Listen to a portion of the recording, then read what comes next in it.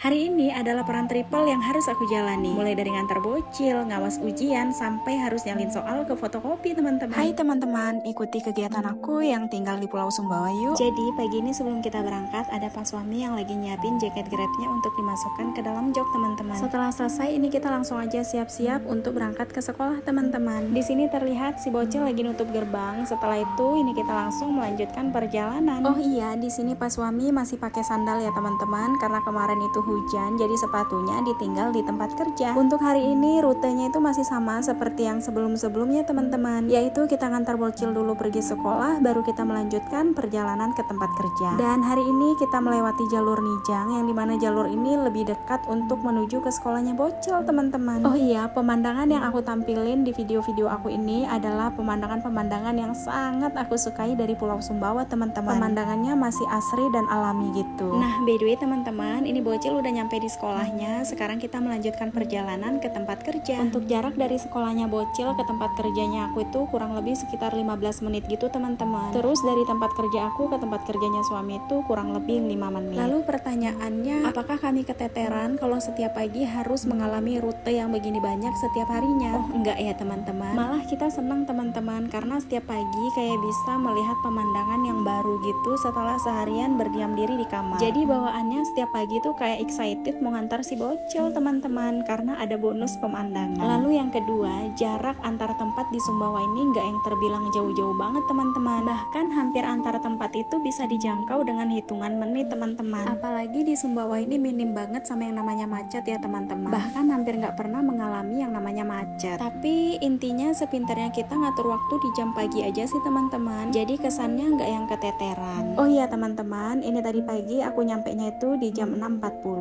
Begitu nyampe dan juga bel, ini tadi pagi anak-anak ada pengarahan pagi seperti itu untuk persiapan mental mereka sebelum ujian. Setelah selesai pengarahan, baru masuk ke kelas masing-masing, dan ini tadi aku ngawas di kelas 8 teman-teman. Oh iya, siapa yang sama kayak aku di sini selesai ngawas pasti selalu tanda tangan di amplop soal. Ya, maksudnya bukan sok ngartis atau sok penting gitu sih teman-teman, tapi sebagai penanda aja kalau di mata pelajaran tersebut dan di kelas tersebut adalah kita pengawasnya teman-teman, untuk antisipasi gitu sih seandainya ada terjadi sesuatu di kemudian hari. Dan ini tadi selesai istirahat, aku lanjut ngawas di kelas yang kedua teman-teman, dan ini adalah kelas aku sendiri. Oh iya, di sini juga sempat ganggu salah satu anak didik aku karena dia lagi fokus banget ngerjain soal. Ini ceritanya anak-anak udah selesai ujian, jadi ini mereka berdoa untuk pulang, dan sempat juga menyelipkan salah satu doa untuk temannya yang berulang tahun hari ini. Setelah anak-anak pulang di jam 10.30, ini sekarang di jam 2.30 aku juga ikutan pulang teman-teman. Tapi ini sebelum pulang aku sempetin dulu mampir ke fotokopi depan karena harus menggandakan soal yang kemarin lupa aku gandakan teman-teman. Setelah selesai, ini tadi langsung dijemput sama Pak Suami di depan fotokopinya langsung. Baru setelah itu ngelanjutin perjalanan untuk ngejemput bocil. Untuk hari ini cuacanya itu lumayan mendung ya teman-teman, tapi walaupun mendung hawanya lumayan panas teman-teman. Jadi ini kemarin saat jemput bocil kita putuskan untuk duduk di bawah pohon sini. Setelah menunggu lumayan lama, ini akhirnya bocil keluar juga dari kelas. Tapi hari ini ada laporan baru teman-teman. Dia ngelapor kalau katanya lensa kacamatanya itu ada lecet. Jadi di sini kena siraman rohani sedikit dari bundanya, dan ini bundanya langsung edukasi lagi, yang bolak-balik dikasih tahu kalau naruh kacamata itu nggak boleh terbalik, harus seperti ini. Ini setelah selesai memberikan siraman rohani, kita langsung pulang ya teman-teman. Dan untuk jalur pulang kali ini kita melewati jalur lintas Kerato atau lintas Sernu teman-teman. Oh iya, kenapa di video-video aku itu aku lebih sering ngevideoi pemandangan seperti itu? Karena rasanya kayak terlalu cantik teman-teman, dan rasanya kayak rugi aja kalau nggak diabadiin teman-teman, karena kita nggak tahu ya kapan akan terjadi konversi lahan di Sumbawa ini.